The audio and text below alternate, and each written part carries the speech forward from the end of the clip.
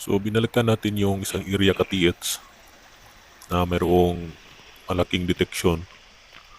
So ito yung nasagap doon sa satellite. So pagbalik namin dito ay maganda yung tempo kasi noong una ay napakalakas ng ulan.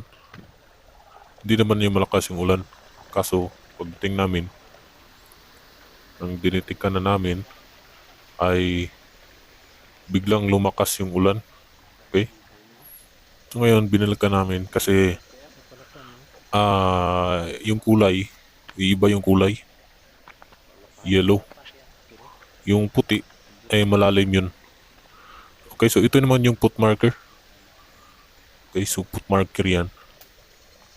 So ang kanyang ano ito, ang tawag kasi dito is drill marker. So doon siya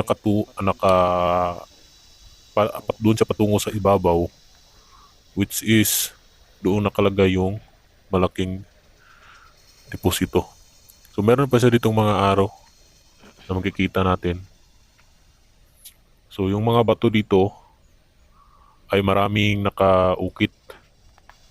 Isa sa magandang makikita natin is yung mga bilog na butas na sobrang kintab. So ito yung may falls. So kung makikita natin, ay ginawa natin to ng detection noon. Pero ang kinuha niyang detection ay doon sa may gilid. So meron pala doon sa sentro mismo sa creek. Kasi noong unang panahon, yung creek na ito ay maliit para lang itong kanal. So sa paglipas ng panahon ay lumaki. So doon sa kabila, yung may nakalagay na item ay nahukay sa tubig. So ngayon, klarong-klaro na kapag tingnan sa ibabaw, yung kanyang kulay ay mag-reflect dito. So tiningnan namin ito at kinuna ng bato. Kasi dito ay makikita natin yung napakagandang sign. Okay? Klaro na meron siyang pinapahiwatig na item doon sa kabila. Meron pa nga yung C, dalawang C na nakasupport doon sa left side or sa northeast. Okay? So ang ginawa dito para siyang naging sentro. Naging sentro siya sa creek. Pero ang tubig kasi dito ay dito sa kanan noon. Pero nang dahil sa lakas ng baha, nandito na siya sa medyo left side. Kasi mas malambot yung sa unahan kasi mga lupa yun na binalik. So ngayon ay nahukay. So makikita natin yan maya yung isang area na hinukaya namin. Maraming bato. Maraming bato dito kasi ito ay creek. Kapag sa creek, marami talagang bato na yung makita. So yan o. Itong ginatatayuan natin, yan ay mga bato na hindi magalaw. Meron niyang mga sign ng kanyang tinuturo ay dito sa kabila. So ito ka-TH ay kakaiba yung area na ito. Kasi kapag diditikan mo and then operasyonan, magkakaroon ng ulan tsaka kulog. Biglang uulan tulad nito, napakaganda ng panahon, pero maya maya lang ay biglang bumuhos yung ulan. So ganito yung area yung napansin namin dito. So ito naman yung kakaibang bato, yung triangle. So para siyang cutting stone. Then mayroon siyang B,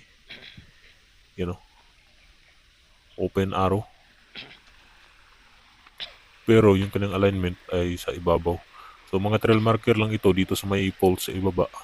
Meaning ay dito lamang sa ibabaw. Okay, so napakaganda nito katiyats. Meron tayo nakuha mga sample doon na kulay yellow. Pwede yung magiging isang sign na sa ilalim mismo. Okay, so mga ano yan, mga sign yan na meron dyan sa ibaba. Okay, so ito naman yung isda. Yan ang malaking isda yan. So meaning, ang kahulugan ay doon sa tubig. Okay, so kung saan naninirahan yung isda, doon mismo yung item. So doon siya nakatutok sa may unahan. Diyan sa part na yan. Sa may tubig na mayroong parang linaw. So ang portion na yan ay yan na yung ulo. Para kasi yung isang bayawak na puruma yung item dito. So napakalaki. Abot siya hanggang sa ibabaw. Yung sa ibabaw, yun yung nahukay sa tubig. Dahil yun sa baha. So hindi na natin kailangang hukayin yung mga cover sa ibabaw. So yung natira sa ilalim, yun yung natira. Pero marami pa rin. Maganda doon nakasiparit. Meron din sa kabila. Pero puti yung kulay. Kumbaga parang nasa ilalim ng bato or rock enclosed. So ito yon yung bato na malaki. Kung mapapansin natin, meron siyang naka-engrave na linya. And then, baga para siyang etch.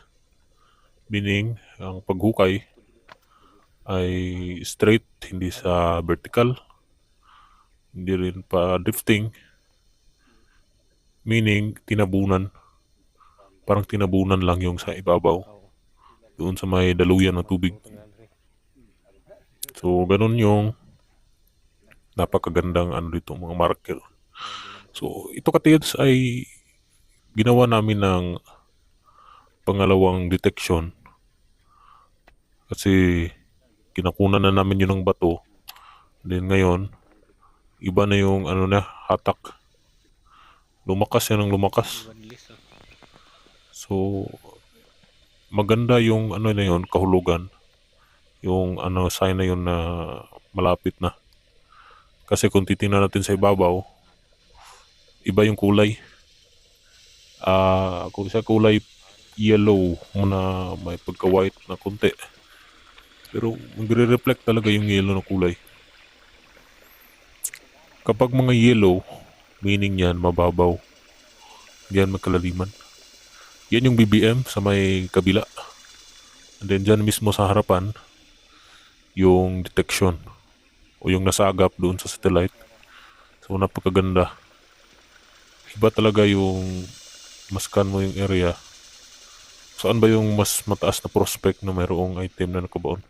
Kasi yung iba katiyats, meron kasi yung nakalagay pero malalim. Tulad nito ay napakaganda kasi nahukay na sa tubig. So ngayon kapag tingnan mo sa ibabaw, ang kanyang kulay ay yellow.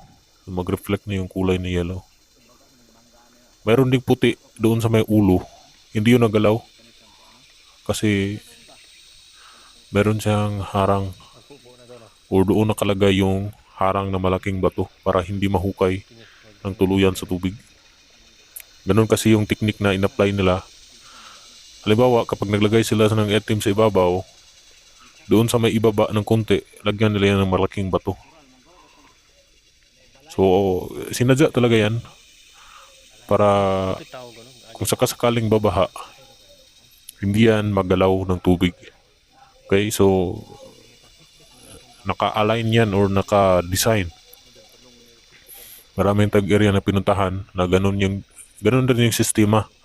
Nilagyan ng malaking bato sa ibaba para hindi mahukay ng tuluyan yung mga bato sa ibabaw na may nakalagay na item.